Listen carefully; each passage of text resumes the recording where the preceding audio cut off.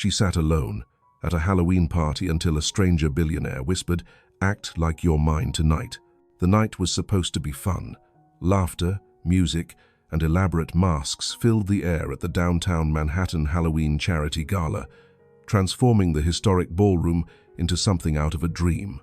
Crystal chandeliers glittered overhead, casting soft golden light across couples dancing in designer gowns and tuxedos, their faces hidden behind ornate masks adorned with feathers, jewels, and mystery. Champagne flowed freely, cameras flashed as society reporters documented who wore what and who arrived with whom, and the energy in the room pulsed with the kind of sophisticated excitement that only New York's elite could create. But Harper Lane wasn't feeling any of it. She sat quietly in a corner booth, dressed in a simple angel costume that had seemed charming when she'd put it on, but now felt painfully plain among the sea of elaborate outfits surrounding her. White dress, delicate wings, a small halo headband.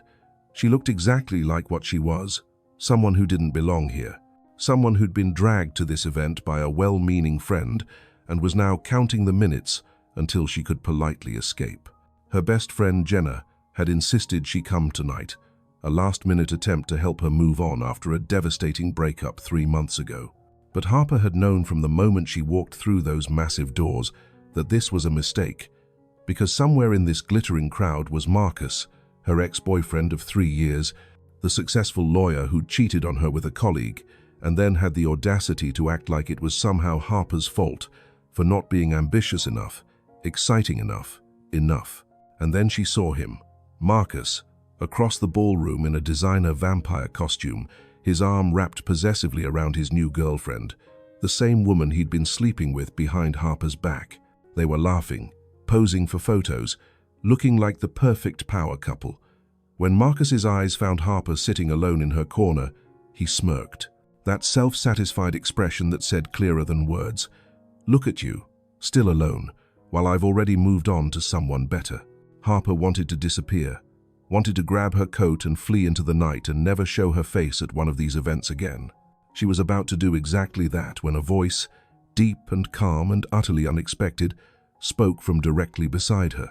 "He's watching you," the stranger said. "If you don't want him thinking he's won, then act like you're mine tonight." Before we continue, drop a comment and tell me where you're watching from and what time it is. And if you're new here, hit subscribe because Harper and Damien's story is about to take you on a romantic journey you'll never forget. Harper's head snapped up, and she found herself staring at a man she'd never seen before. He was tall, easily over 6 feet, with broad shoulders that filled out a perfectly tailored black tuxedo. A Venetian half-mask covered the upper part of his face, elegant black and silver that somehow made his jawline look even stronger. But it was his eyes that caught her.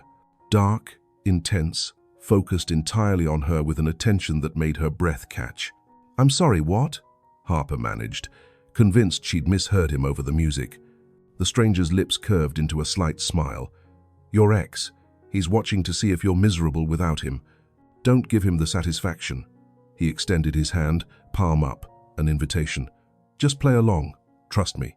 Harper should have said no, should have told this presumptuous stranger that she didn't need rescuing, that she was perfectly fine sitting alone, that she didn't play games. But something in his voice, in the way he looked at her, made her hand move before her brain could overrule it. The moment her fingers touched his, the stranger's smile widened, and he pulled her gently to her feet. "Good choice," he murmured, and then he was leading her toward the dance floor, his hand warm and steady on the small of her back. And that's when the whispers started. Harper noticed people turning to look as they passed.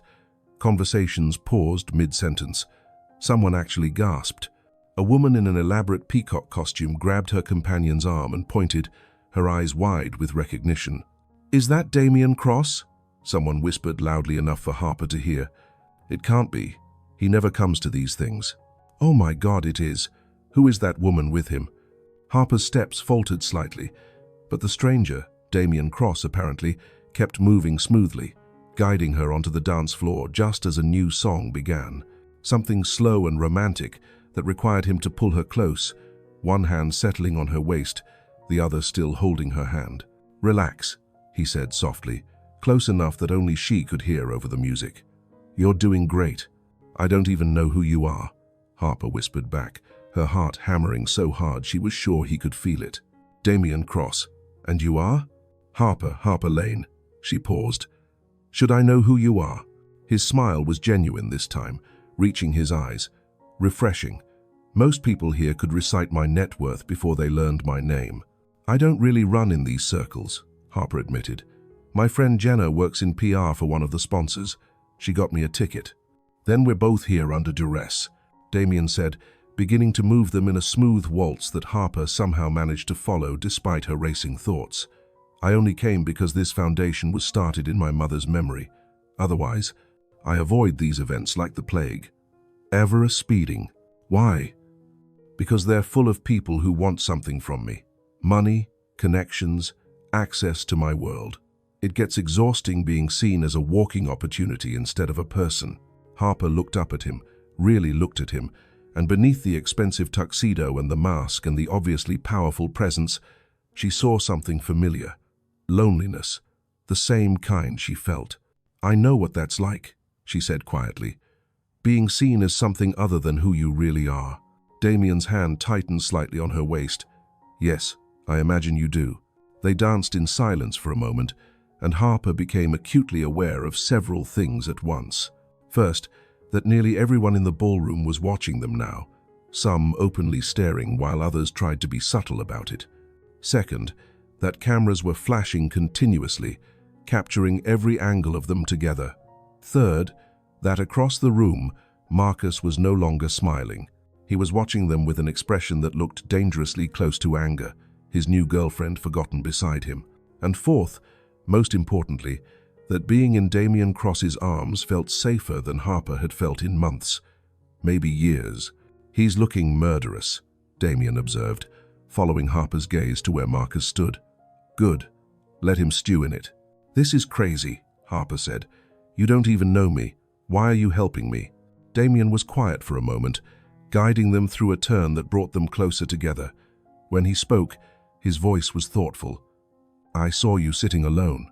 Saw the way you were holding yourself, like you were trying to take up as little space as possible. Saw him looking at you like he'd won some kind of competition.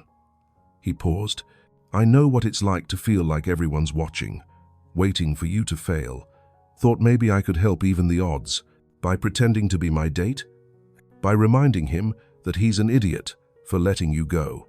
The words, delivered so matter-of-factly, made Harper's throat tight with unexpected emotion.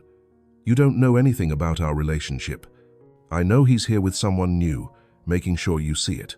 I know you came here alone, even though it's clearly painful.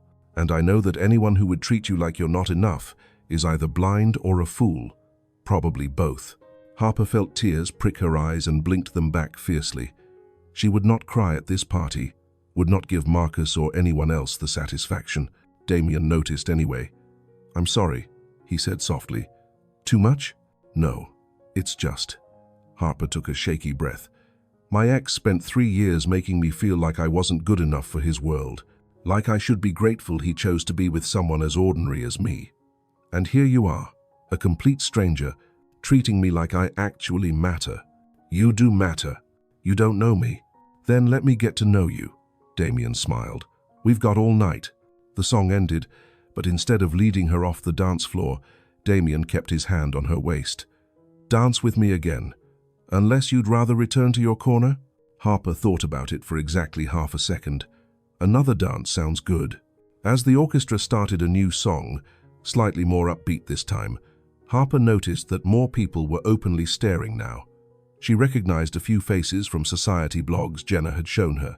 Wealthy socialites, business moguls, the kind of people who had more money than Harper would make in 10 lifetimes. Everyone's watching us, she said nervously. Let them watch. Does it bother you? I'm not used to being the center of attention. You could have fooled me.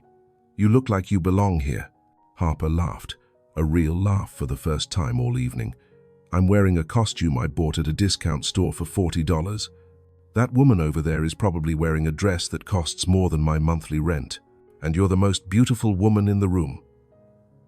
The compliment, delivered so sincerely, made Harper blush. You're very good at this. At what? Making someone feel special.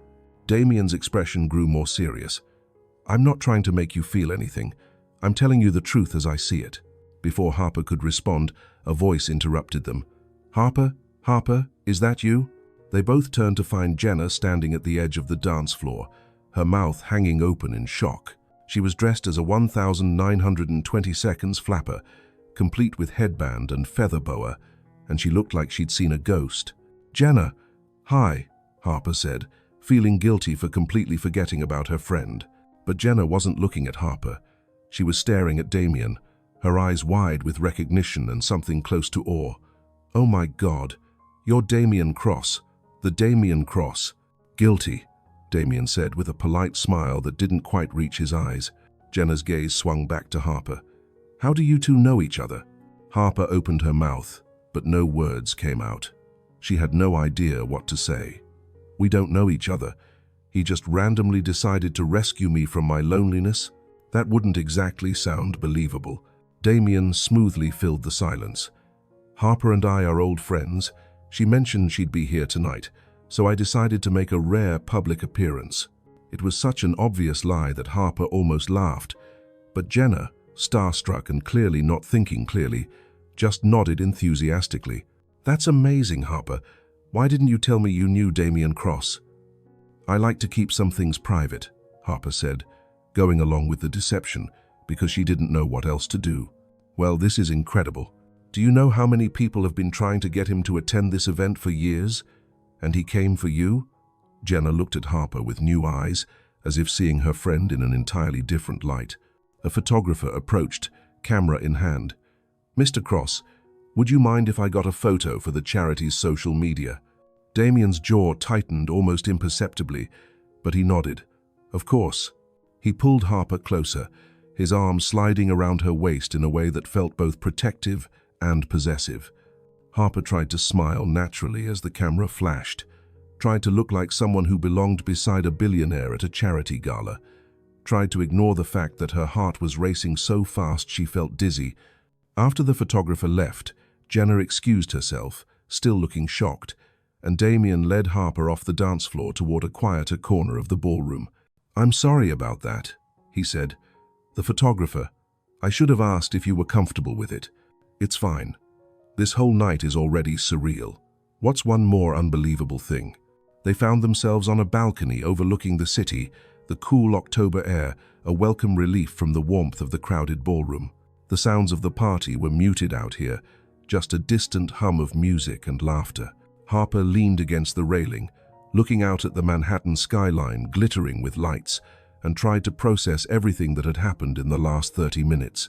So, she said, Damien Cross, should I Google you, or are you going to tell me who you really are? Damien stood beside her, close enough that their shoulders almost touched. What do you want to know? Why a billionaire CEO would waste his evening pretending to be interested in a graphic designer from Philadelphia who's wearing a $40 costume. First, I'm not pretending.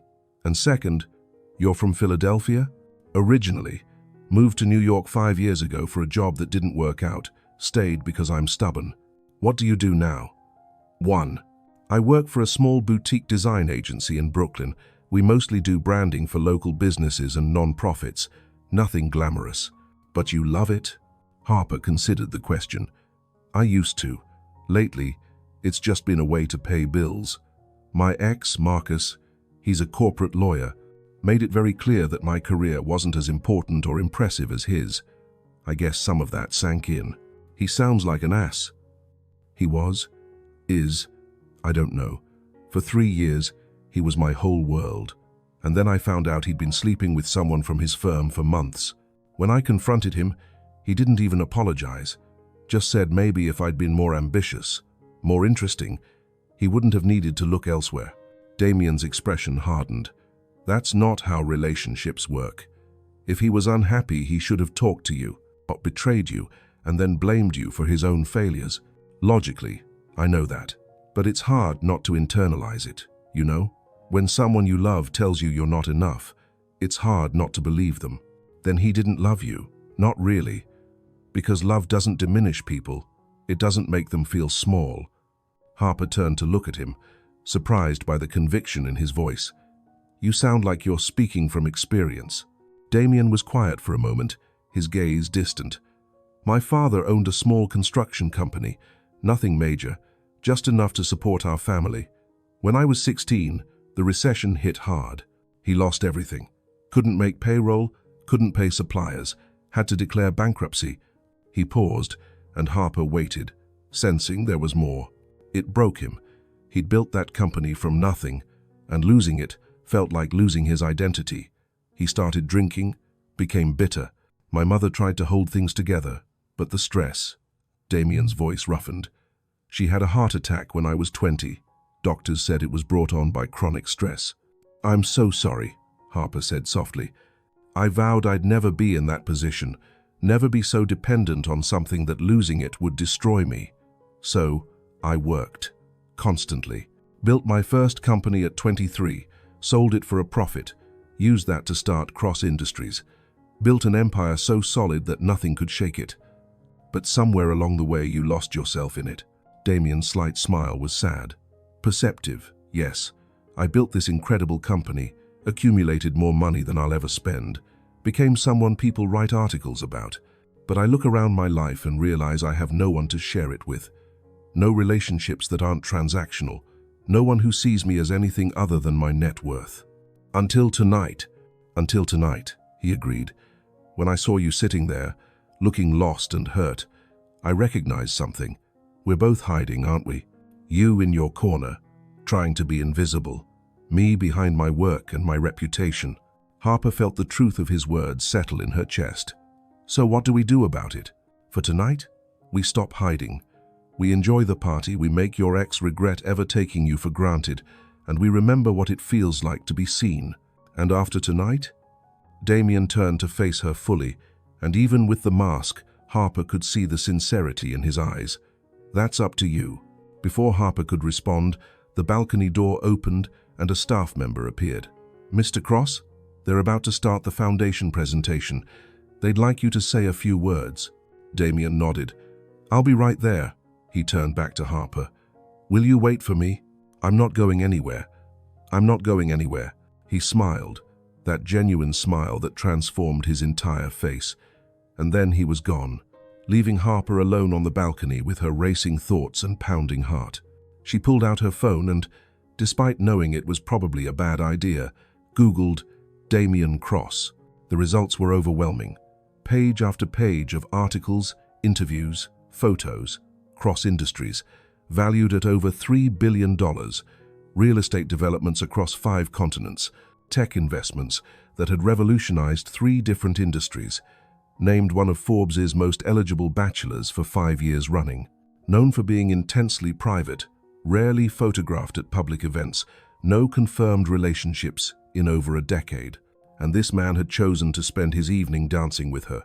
Harper was still trying to process that when her phone buzzed with a text from Jenna. "Oh my God, where have you been hiding this? He's gorgeous and rich and clearly into you. Don't you dare leave without getting his number." Another text followed immediately. "Also, Marcus looks like he swallowed a lemon. Best night ever." Harper laughed despite herself. She was putting her phone away when the balcony door opened again. But this time, it wasn't Damien who stepped through. It was Marcus. He looked different up close than he had from across the ballroom. Older, somehow. The vampire makeup couldn't quite hide the lines around his eyes, the tightness in his jaw. He'd always been handsome in a conventional way, all sharp suits and expensive haircuts. But standing here looking at him, Harper couldn't remember what she'd found so appealing. "Harper," he said, his tone trying for casual but landing somewhere around accusatory. "Quite a performance you put on in there." "I don't know what you're talking about." "Damien Cross? Really? You expect me to believe you somehow know Damien Cross?" Harper lifted her chin.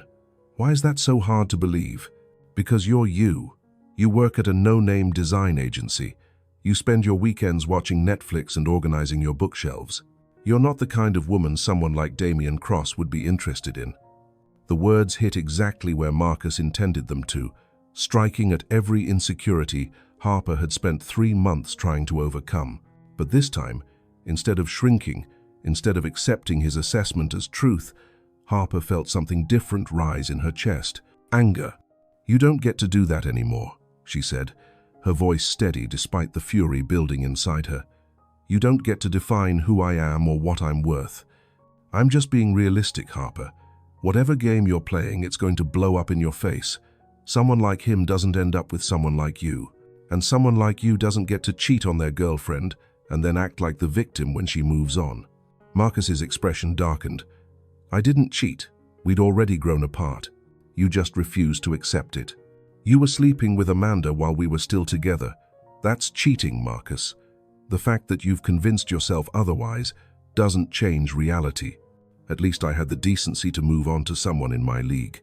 Amanda is ambitious, driven, going places, not content to stay small like you were." The balcony door opened before Harper could respond, and Damien stepped through. His expression was pleasant, but Harper could see the steel beneath it as he took in the scene, Marcus standing too close to her, her hands clenched at her sides. "Am I interrupting something?" Damien asked mildly. "Just catching up with an old friend," Marcus said, recovering his composure. "Marcus Chen. I'm a partner at Williams & Associates." He extended his hand. Damien looked at it for a moment before shaking it briefly. "Damien Cross, though I suspect you already knew that." His tone was polite but cold. Marcus tried for a laugh. "Hard not to. You're quite famous. And you're Harper's ex-boyfriend, the one who cheated on her and then blamed her for your own moral failures." The temperature on the balcony seemed to drop 10 degrees. Marcus's face went red. "That's a very one-sided version of events." "Is it? From where I'm standing, the facts seem pretty clear. You betrayed someone who loved you, then tried to make her feel like she was the problem. Classic narcissist playbook. You don't know anything about our relationship. I know enough. I know that Harper is kind, intelligent, talented, and far too good for someone who can't appreciate what he had." Damien moved to stand beside Harper, and she felt his hand settle on the small of her back again, warm and steady. "I also know that your opinion of her, or of what we may or may not be to each other, is irrelevant." Marcus looked between them, his expression ugly. "This won't last. Whatever this is, it's just a fling. He'll get bored, Harper. Men like him always do." "I think you should leave," Damien said quietly, but there was something dangerous in his voice that made even Marcus take a step back. "Fine. But don't come crying to me when this all falls apart." "Wha?" After Marcus left, slamming the balcony door behind him, Harper let out a shaky breath she hadn't realized she was holding. "I'm sorry," Damien said.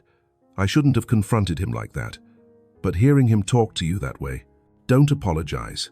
"That was," Harper laughed, a slightly hysterical sound. "That was amazing. I've spent 3 months wishing I'd said half of those things to him. He's wrong, you know. About all of it." Harper turned to look at Damien. Really look at him. The mask was still in place, but she could see his eyes clearly now, and what she saw there made her breath catch. It wasn't pity. It wasn't fake charm. It was genuine care, genuine anger on her behalf, genuine desire to make sure she knew her worth. "Why are you doing this?" she asked for what felt like the 100th time. "Really? Not the story you told Jenna? The real reason?" Damien was quiet for a long moment. Then he reached up and removed his mask, revealing his full face for the first time. He was more handsome than she'd imagined, with strong features and eyes that held depths of experience and pain. "Because when I saw you sitting alone, you reminded me of myself," he said finally. "Surrounded by people but completely isolated, trying to be invisible because being seen hurt too much. And I thought maybe, just maybe, I could do for you what no one's done for me in years." "What's that?" Remind you that you deserve better, that you're worth seeing, that someone's inability to appreciate you says nothing about your value and everything about their limitations." Harper felt tears well up again, but this time she didn't try to stop them. "I don't know what to say." "You don't have to say anything." Damien wiped a tear from her cheek with his thumb, the gesture so gentle it made her heart ache. "Just dance with me again.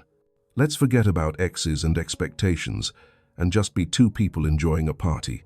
Harper nodded, not trusting her voice, and let Damien lead her back inside.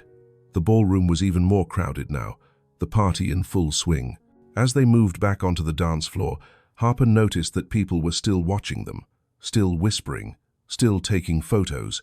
But for the first time all night, she didn't care. Let them watch, let them speculate. For this one night, she was going to let herself feel beautiful, desired, worth someone's time and attention. For this one night, she was going to let herself believe that fairy tales could happen in real life. Even if tomorrow, she'd have to go back to reality. If you're already invested in Harper and Damien's magical night, hit that like button and drop a comment telling me what you think is going to happen next. And make sure you're subscribed. The rest of the evening passed in a blur of music, champagne, and conversations that felt more real than any Harper had experienced in months. Damien introduced her to people whose names she recognized from business journals and society pages, but he never made her feel out of place. Instead, he stayed close, his hand never leaving her waist, quietly supporting her through introductions and small talk. "This is Harper Lane," he'd say. "She's a brilliant designer working on some incredible projects in Brooklyn. Not just a graphic designer, not someone I'm helping out." He made her sound important, interesting, worth knowing, and slowly, Harper started to believe it herself. Around 10 o'clock, they found themselves in a quieter corner of the ballroom, sharing a plate of hors d'oeuvres that neither of them was really eating. The music had shifted to something jazzy and smooth, and the energy of the party had mellowed into something more intimate. "Can I ask you something personal?" Harper said, popping an olive into her mouth. "After the evening we've had, I think we're past the boundaries of polite small talk. Why don't you date? All those articles I found said you haven't been in a relationship in years." Damien's expression grew thoughtful. "I dated when I was younger. A few relationships that lasted anywhere from a few months to a year, but they all ended the same way." "How's that?" "With them wanting the version of me they'd built in their heads, not the actual person I am. They wanted the billionaire who could take them to Paris on a whim, who knew celebrities, who could open doors to a world they'd never access otherwise. But when I wanted to spend a Saturday working, or when I couldn't drop everything for some society event, they'd get frustrated." He paused, swirling the champagne in his glass. "The last one, about 6 years ago, actually told me that if I really loved her, I'd care less about my company and more about her needs. But the thing is, my company isn't just a job to me. It's my father's redemption. It's proof that failure doesn't have to be permanent. It's my mother's legacy. I can't just turn that off because someone wants more attention."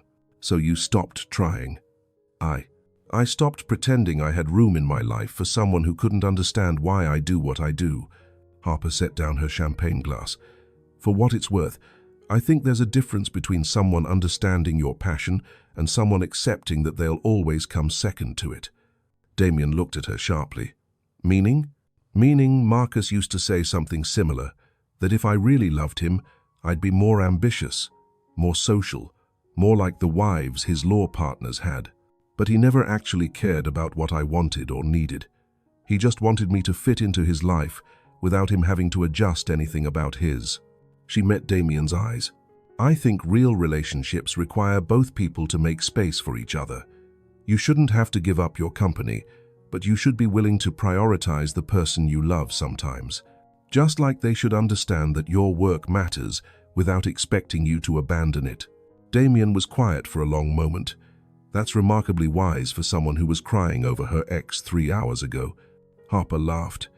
"Hey, I can have insights about healthy relationships even if I haven't managed to have one myself." "Yet," Damien said softly. "Yet? You haven't managed to have a healthy relationship yet. Doesn't mean you won't." Before Harper could respond, a commotion near the entrance drew their attention. A woman in an elaborate Marie Antoinette costume had apparently had too much champagne and was being helped out by security while her embarrassed date apologized profusely. "And that's my cue," Damien said, standing and offering his hand. "Want to get out of here?" Harper's heart jumped. "Out of here as in leave the party? Unless you're having too much fun watching drunk socialites make fools of themselves." "IDS." Harper took his hand and stood. "Where would we go?" "I have an idea. Trust me." Harper thought about it for exactly 2 seconds. This entire night had been about taking risks, about stepping outside her comfort zone, about saying yes to possibilities. Okay, let's go. They slipped out through a side exit, avoiding the main entrance where photographers still lingered. Damien led her down a hallway to a private elevator, producing a key card that granted them access. Perks of being a major donor, he explained as the elevator doors closed. Private elevator, to avoid the crowds. Where are we going? Harper asked as the elevator descended. You'll see. They emerged into an underground parking garage where a sleek black car waited, a driver standing beside it. The driver nodded at Damien, opened the back door without a word, and within moments they were gliding out into the Manhattan night. Harper looked at Damien in the dim light of the car's interior. Should I be worried that I just got into a car with a strange man I met 3 hours ago? Probably, Damien admitted with a smile, but I promise my intentions are pure. Well, mostly pure. The car drove through the city streets, eventually pulling up in front of a building Harper didn't recognize. They got out, and Damien led her through an unmarked door, up a flight of stairs, and out onto a rooftop. And Harper gasped. The rooftop had been transformed into a garden, with potted trees and flowering plants creating a green oasis in the middle of the concrete jungle. String lights crisscrossed overhead, casting a warm glow over comfortable seating areas. And beyond it all, the Manhattan skyline stretched out in every direction, a glittering sea of lights that took her breath away. This is incredible, Harper breathed. What is this place? It's mine. Well, the building is mine. I bought it a few years ago, planning to develop it into luxury condos, but I could never quite bring myself to do it. So it just sits here, and sometimes I come up to the roof when I need to think. You come here alone? Usually. You're the first person I've brought here who isn't part of my security team. Harper turned to look at him, surprised. Why? Damien moved to stand beside her at the railing, looking out at the city. Because you're the first person in years who seems interested in me rather than what I can do for them. And because bringing you to another crowded venue seemed counterproductive when the whole point of tonight was to help you escape feeling alone in a crowd. They stood in comfortable silence for a while, taking in the view. Harper's angel wings had gotten slightly bent during the evening, and she reached back to remove them, setting them carefully on a nearby chair. The movement made her shiver slightly in the cool night air. Damien immediately shrugged out of his tuxedo jacket and draped it over her shoulders. It smelled like expensive cologne and something uniquely him, and Harper pulled it closer around herself. Thank you, she said softly, for all of this, for the rescue, for making me feel visible, for being unexpectedly kind. You keep thanking me like I did you some enormous favor. But Harper, being with you tonight has been the most real human interaction I've had in years. If anything, I should be thanking you. Harper turned to face him fully. Can I ask you something else? Always. What happens tomorrow, when we're not wearing costumes and pretending to be people we're not? Damien's expression grew serious. Is that what you think this is? Pretending? Isn't it? I mean, look at us. You're a billionaire CEO who probably has a dozen people managing your schedule and making sure you never waste time on anything frivolous. I'm a graphic designer who eats cereal for dinner 3 nights a week and shops at thrift stores. We don't exactly run in the same circles. What if I don't care about circles? You say that now, but in the real world. Harper. Damien moved closer, and suddenly the space between them felt charged with possibility. I'm 44 years old. I've spent the last 15 years building an empire and convincing myself that was enough. That success and respect and financial security were all I needed to be happy. But you know what I've realized tonight? What? That I've been lying to myself. Because standing here with you, talking about nothing and everything, feeling like someone actually sees me, instead of just seeing my bank account or my business reputation, this is what I've been missing. This is what makes life actually worth living. Harper's heart was pounding so hard she could hear it in her ears. Damien, I know it's fast. I know we just met. I know this whole situation is unconventional and probably inadvisable. But I haven't felt this alive, this present, this genuinely happy in longer than I can remember. He reached out and tucked a strand of hair behind her ear, the gesture so tender it made Harper's breath catch.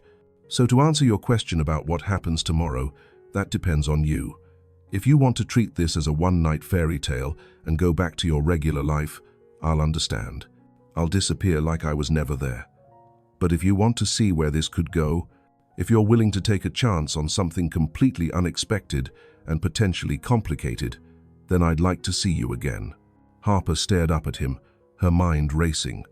Every logical part of her brain was screaming that this was crazy, that you didn't meet a billionaire at a party and start a relationship, that the gulf between their worlds was too wide to bridge, that she'd just gotten out of a painful relationship and jumping into something new was asking for heartbreak.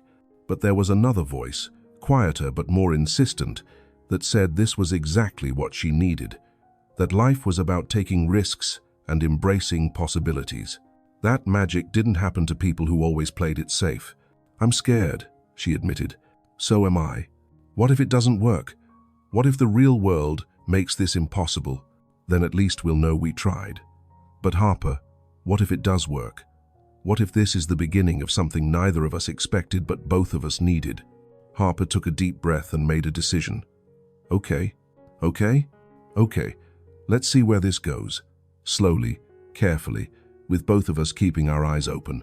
But yes, I want to try." The smile that spread across Damien's face was worth every ounce of fear Harper was feeling. He cupped her face gently in his hands, his thumbs brushing her cheekbones. "Can I kiss you?"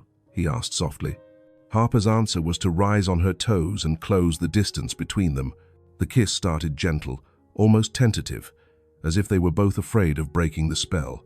But then Damien's arms came around her waist, pulling her closer, and Harper's hands found their way into his hair, and gentle gave way to something deeper, more urgent, more real.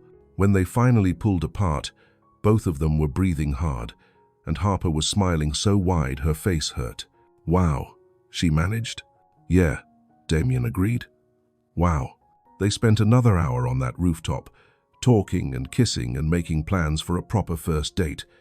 Damien insisted on taking her to dinner somewhere quiet, where they could actually have a conversation. Harper suggested a small Italian place in her Brooklyn neighborhood that she loved. They exchanged phone numbers, real ones not connected to assistants or business lines. When Damien's driver finally took Harper home to her small apartment in Brooklyn, it was past 2 in the morning. Damien walked her to her door despite her protests that it wasn't necessary. "I had an incredible night," he said, taking her hands in his. "So did I. Best Halloween ever, and I wasn't even planning to go." Fate works in mysterious ways. He kissed her forehead gently. "Can I call you tomorrow?" "Oh, I'd like that. And Harper, don't overthink this. Don't let the voice in your head that sounds like your ex convince you this isn't real. We'll figure it out together, okay?" Harper nodded, not trusting her voice. She watched Damien walk back to his car, and he waved before getting in. She stood in her doorway until the car disappeared around the corner, then finally went inside.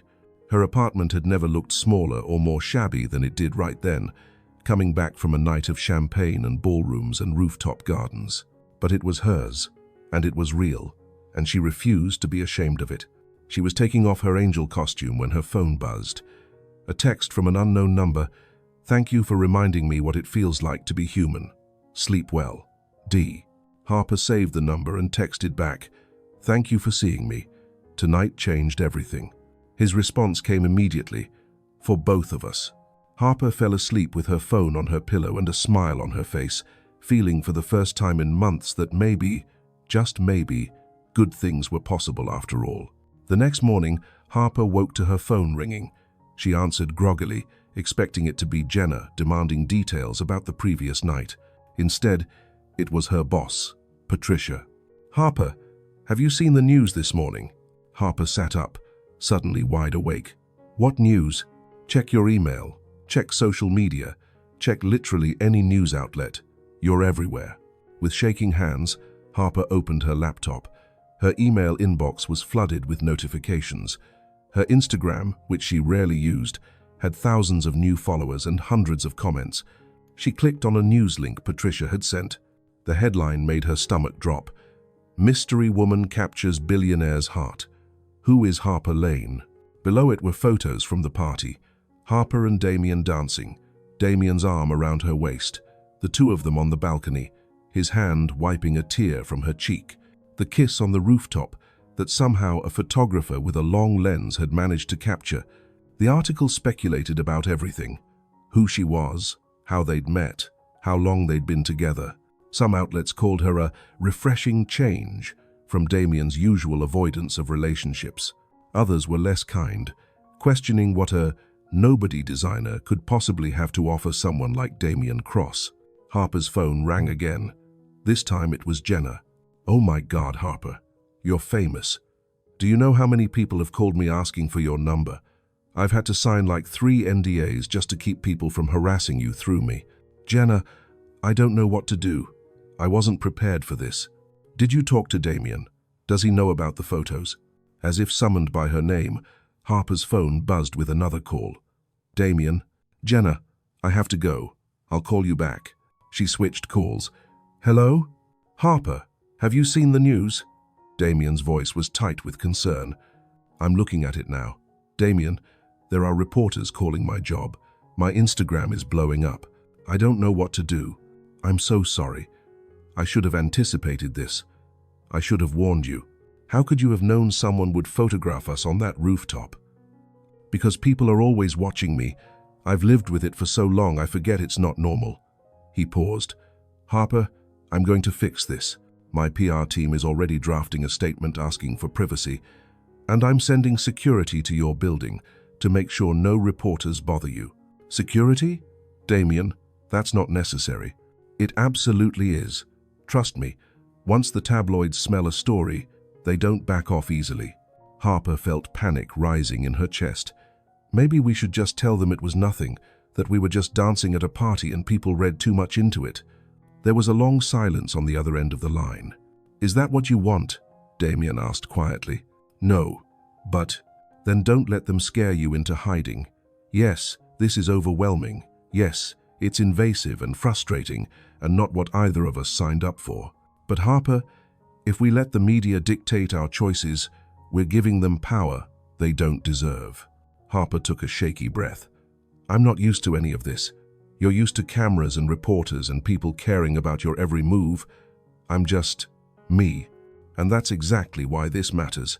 Don't let them make you feel like you need to be anyone other than who you are." After they hung up, Harper spent the rest of the morning fielding calls and texts. Patricia gave her the day off, understanding that she couldn't exactly focus on work while her phone was blowing up. Jenna came over with coffee and bagels and helped her navigate the chaos. "You know what this means, right?" Jenna said, scrolling through yet another article. "You can't just casually date this guy. Everything you do together is going to be public." "I know. It's terrifying. But it's also kind of amazing. Harper, you met a billionaire who actually seems to genuinely like you, who treated you like you mattered, who made Marcus look like the pathetic little man he is. Don't throw that away just because it's complicated. What if I can't handle it? What if the pressure is too much?" Jenna set down her phone and looked at Harper seriously. "Then you communicate that to Damien, and you figure it out together. But don't make decisions based on fear. You've spent too much of your life already making yourself smaller to fit into someone else's expectations." Harper knew her friend was right, but knowing it and feeling brave enough to act on it were two different things. That evening, as promised, Damien called. "How are you holding up?" "I've been better, but I'm managing. I have a proposition for you." "I'm listening. Come stay at my place for a few days, just until the media frenzy dies down. I have better security, more space, and you won't have to deal with reporters camping outside your building."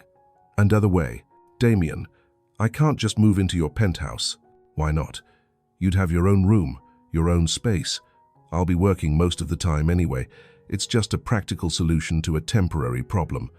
Harper hesitated. It made sense logically, but emotionally, moving into Damien's place after one night together felt like too much, too fast. "Let me think about it," she said. "Of course, no pressure. But Harper, the offer stands for as long as you need it." They talked for another hour, about nothing important and everything that mattered. Damien told her about his day, about the meetings he'd sat through while thinking about her. Harper told him about the weirdness of seeing herself in tabloid photos, about feeling simultaneously visible and completely exposed. "I miss you," Damien said as they were saying goodnight. "Is that crazy? We just met. If it's crazy, then we're both crazy. I miss you too." After hanging up, Harper lay in bed, staring at the ceiling, trying to figure out what she wanted. The logical part of her brain said this was all moving too fast, that she should slow down, protect herself, but her heart was saying something different. Her heart was saying that she'd spent 3 years with Marcus and never felt as seen, as valued, as genuinely cared for as she had in one night with Damien. Her phone buzzed with a text. From Damien, "Good night, Harper Lane. Thank you for taking a chance on this." She texted back, "Good night, Damien Cross. Thank you for seeing me." And then, before she could overthink it, she sent another text. "I'll come stay with you, but just for a few days, and I'm keeping my own room." His response came immediately. "Deal. I'll send a car tomorrow morning. Pack light. And Harper, I'm really glad you said yes." So was she. Terrified, overwhelmed, completely out of her depth, but glad. Because sometimes the best things in life came from the risks that scared you most. If you're rooting for Harper and Damien to make this work despite the obstacles, hit that like button, drop a comment, and tell me, would you be brave enough to date someone whose life is completely public? Make sure you're subscribed. The car that picked Harper up the next morning was nothing like she expected. She'd imagined something flashy and ostentatious, but instead, it was a simple black sedan with tinted windows, driven by a kind-faced man named Robert, who helped with her bags and made pleasant small talk about the weather without asking a single invasive question. The drive from Brooklyn to Damien's building in Manhattan took 40 minutes, and Harper spent most of it staring out the window, watching the city transform from her familiar neighborhood to the gleaming towers of the financial district. Her stomach was doing flips, alternating between excitement and sheer terror. What was she doing? Moving in with a man she'd known for less than 48 hours. This was insane. This was impulsive. This was completely unlike her. But then she remembered the way Damien had looked at her on that rooftop, the way he'd defended her to Marcus, the way his voice had softened when he said he hadn't felt this alive in years. And she knew that even if this turned out to be a mistake, it was a mistake worth making. The car pulled up to a building that was all glass and steel and modern architecture. A doorman immediately approached, greeting Robert by name and welcoming Harper with a respectful nod. The lobby was stunning, all marble floors and contemporary art, with a massive floral arrangement on a center table that probably cost more than Harper's monthly rent. "Mr. Cross is expecting you," the doorman said, guiding her to a private elevator. "Penthouse level." "Hey." The elevator ride was smooth and silent, giving Harper just enough time to check her reflection in the mirrored walls and question every life choice that had led to this moment. When the doors opened, they revealed not a hallway but a private foyer that opened directly into the penthouse, and Damien was there, waiting for her. He'd traded the tuxedo for jeans and a simple black sweater, but somehow he looked just as good, maybe better, because this version felt more real, more approachable. He smiled when he saw her, a genuine smile that reached his eyes and made her stomach flutter. "You came," he said, as if there'd been doubt. "I said I would? I know, but part of me worried you'd wake up this morning and decide this was all too crazy." Harper stepped off the elevator, and Robert followed with her bags. "Oh, I definitely decided it was crazy. I just chose to do it anyway." Damien laughed and directed Robert to put the bags in the guest room, then turned to Harper.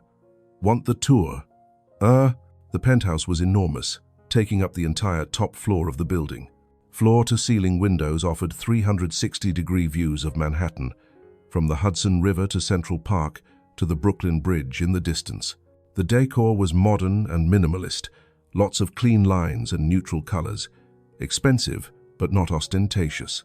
"Living room, obviously," Damien said, gesturing to a space with a massive sectional sofa and a fireplace that Harper was pretty sure was just for show. "Kitchen, though I'll warn you I barely use it.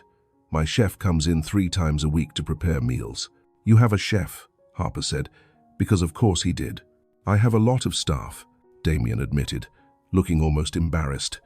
"But I promise they're all discreet and respectful of privacy. Most of them you won't even see unless you want to."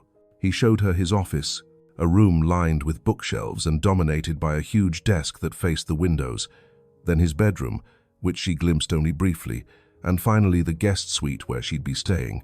Calling it a guest room was like calling the Sistine Chapel a nice painting.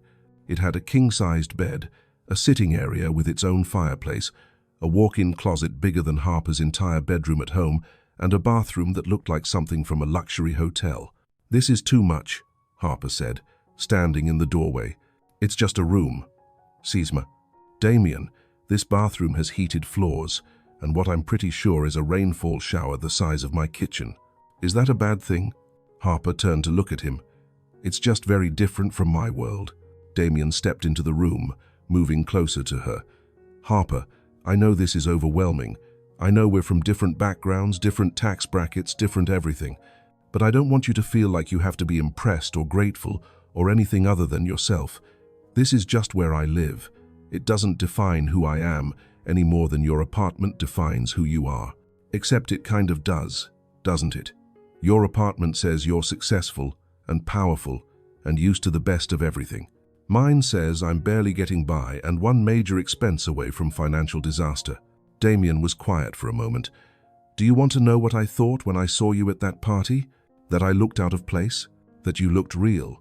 Everyone else in that room was wearing a costume in more ways than one. Designer clothes, fake smiles, performing for each other.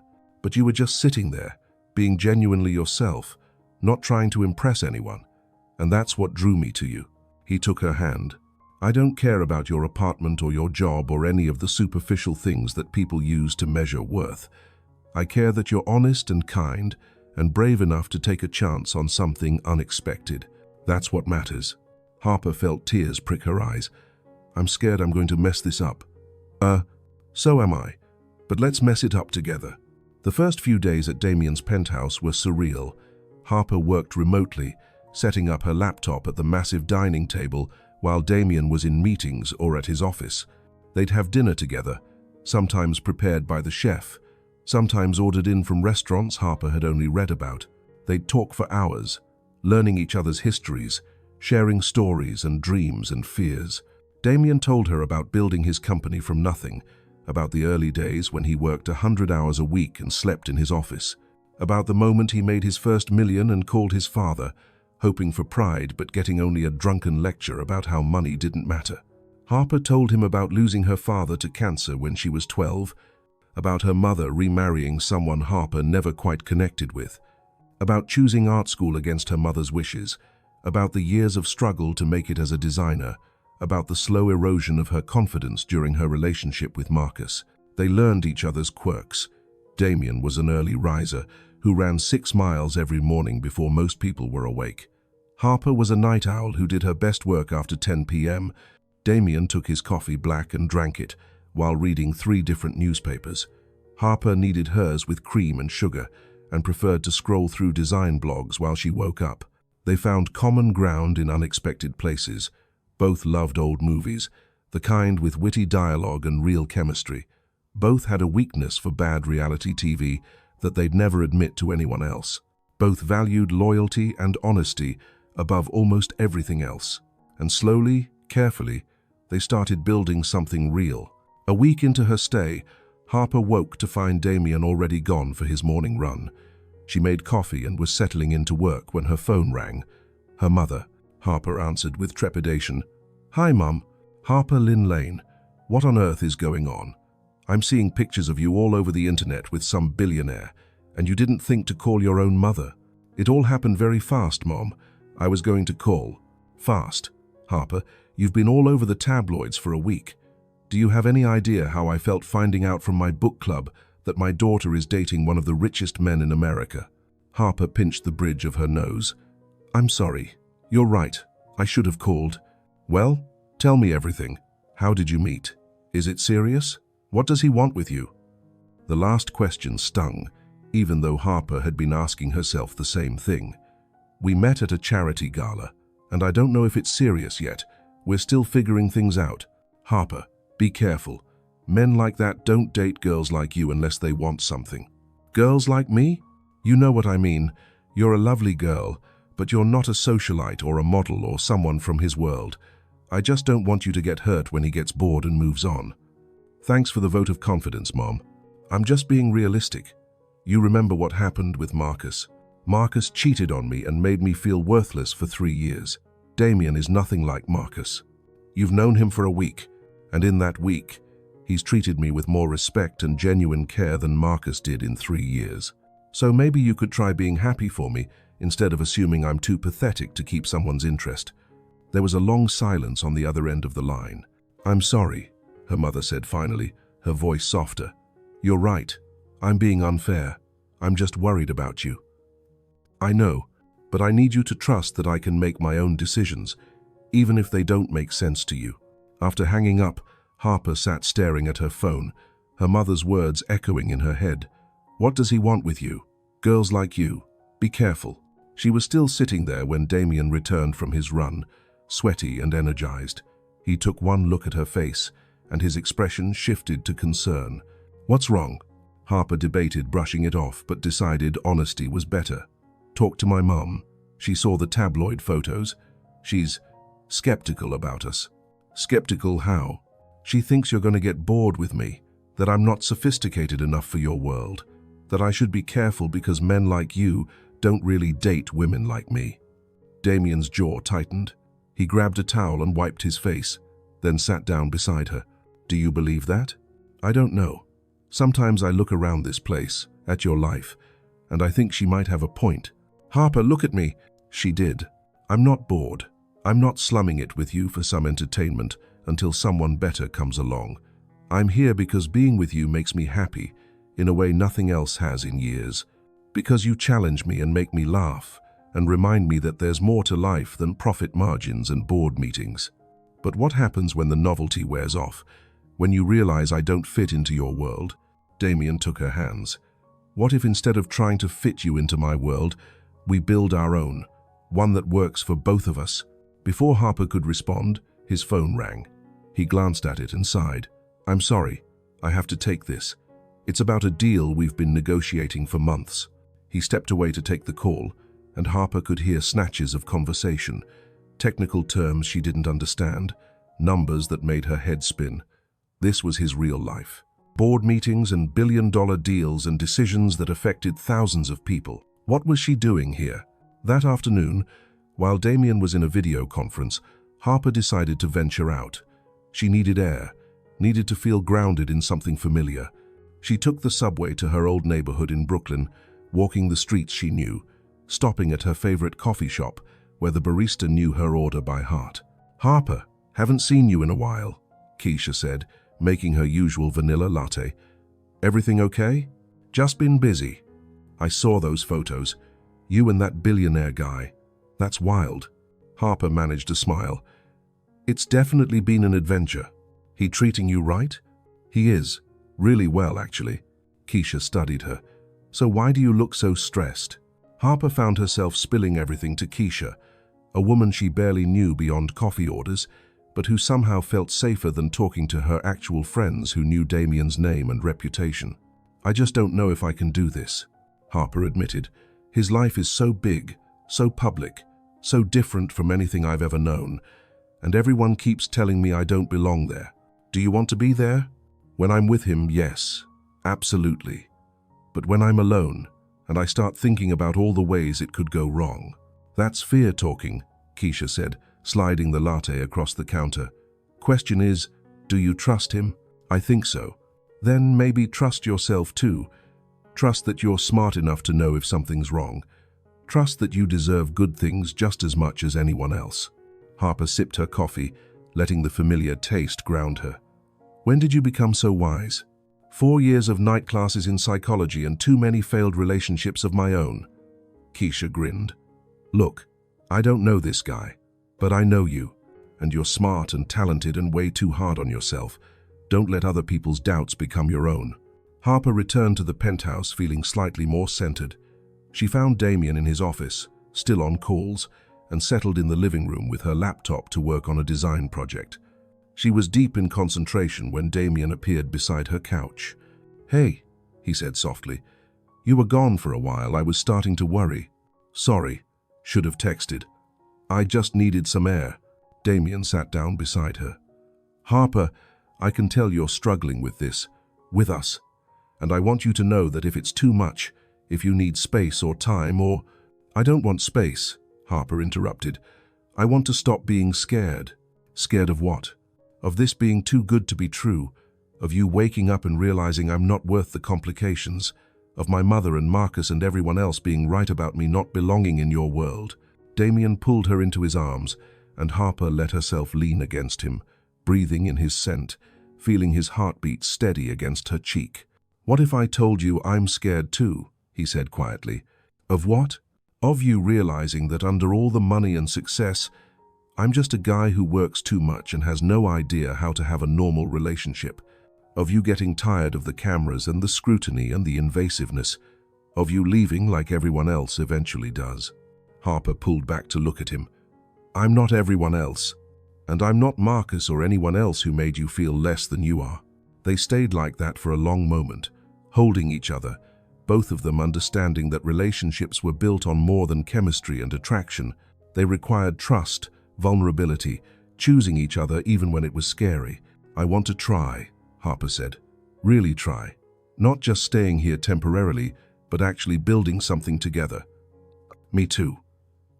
But I need you to understand something. I can't just give up my life and become an appendage to yours. I need my work, my friends, my independence. I wouldn't want you to give any of that up. Harper, I don't want to change you. I want to fit into your life as much as I want you to fit into mine. Even if that means sometimes choosing dinner in Brooklyn over a society event in Manhattan.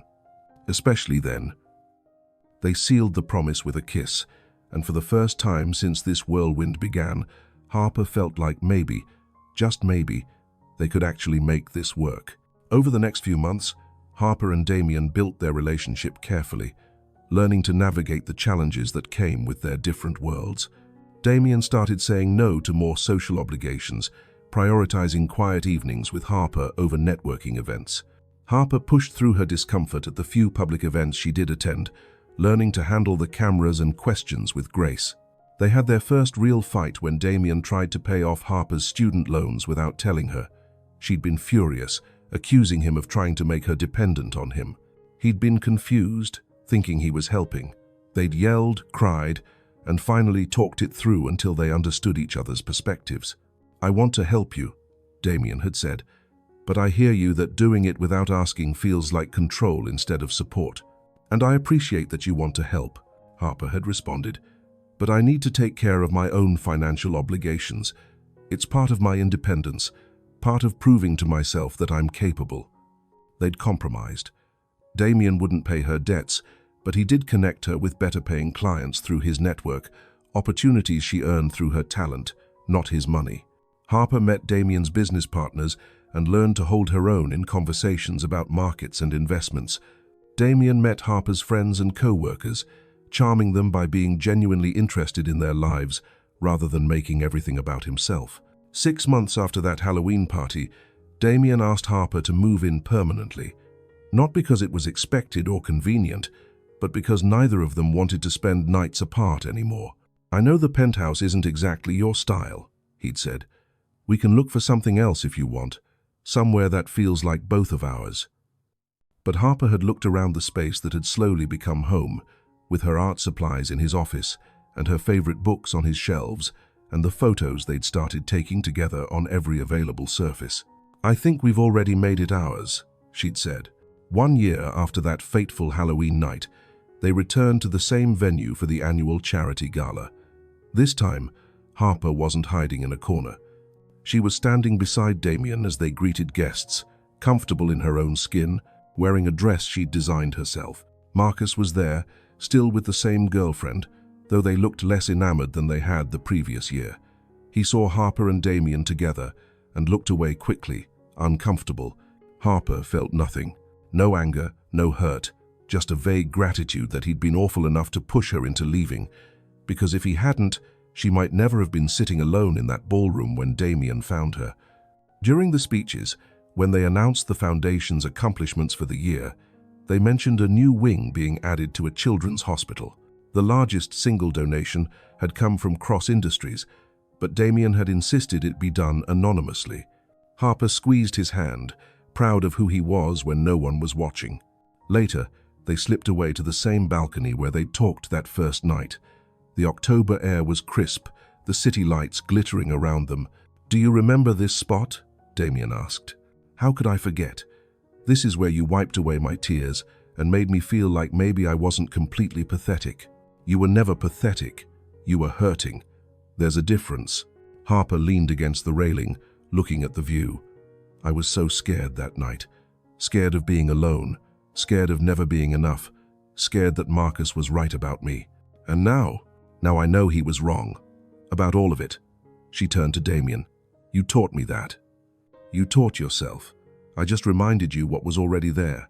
Damien reached into his pocket and pulled out a small velvet box. Harper's breath caught. "I had a whole plan," Damien said, opening the box to reveal a ring that was simple and elegant and absolutely perfect. Dinner at a fancy restaurant, rose petals, photographer to capture the moment.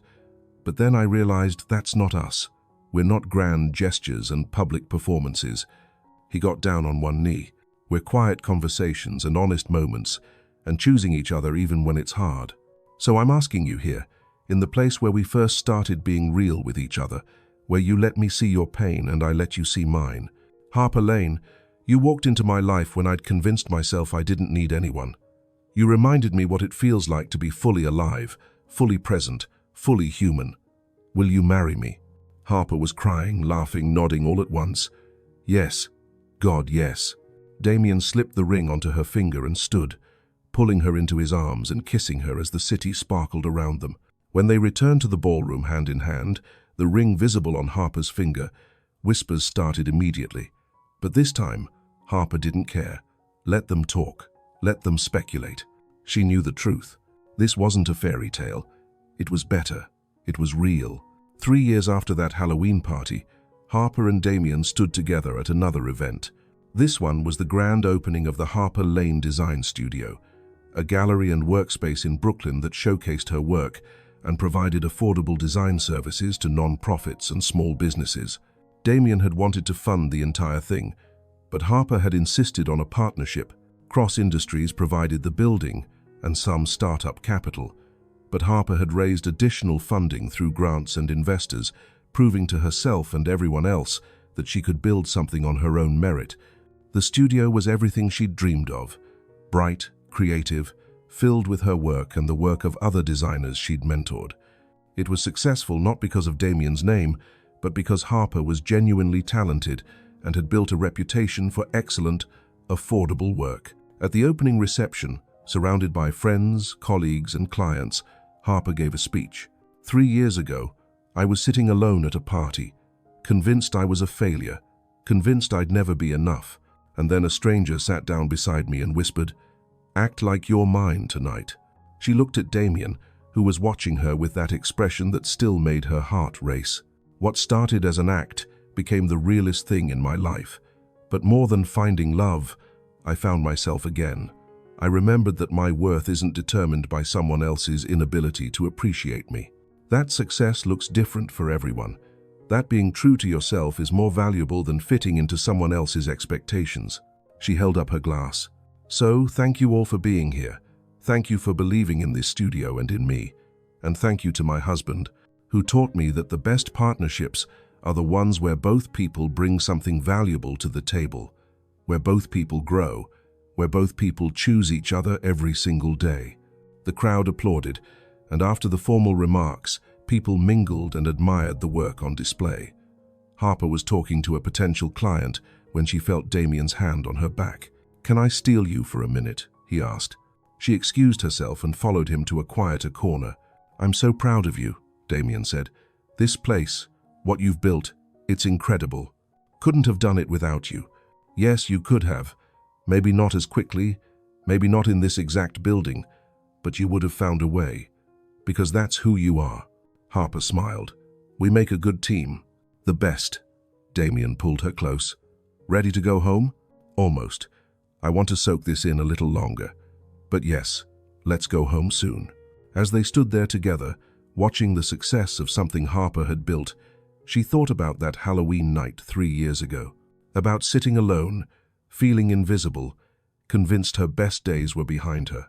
She'd been so wrong. Her best days hadn't been behind her. They'd been waiting for her to be brave enough to reach for them, waiting for her to say yes to possibilities, waiting for her to believe she deserved good things. Sometimes love arrived in the most unexpected ways. Sometimes it came disguised as a stranger at a party, whispering an invitation to pretend. And sometimes, the best things in life came from having the courage to turn that pretense into something real. If this story touched your heart, I need you to do something for me. Share this video with someone who needs to believe that their lonely moments don't define them. That being chosen, when you feel invisible, can change everything. That love doesn't require you to be perfect, just brave enough to be yourself. Hit that like button and drop a comment telling me your favorite moment from Harper and Damien's journey. Was it the first dance? The rooftop kiss? The moment she said yes? And if you're new to this channel, welcome to a community that believes in second chances, unexpected love, and the magic that happens when two people choose to be real with each other. Subscribe and turn on notifications for more stories that prove fairy tales can happen in real life. They just look different than we imagined. Thank you for watching Harper and Damien's story.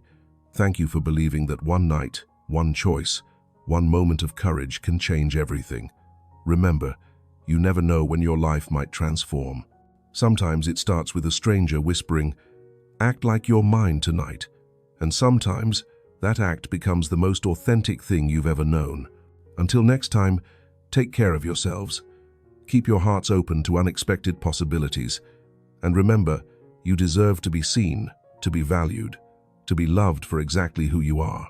Sometimes, you just need someone brave enough to look past the surface and see the truth. Be that person for someone else, and let someone be that person for you.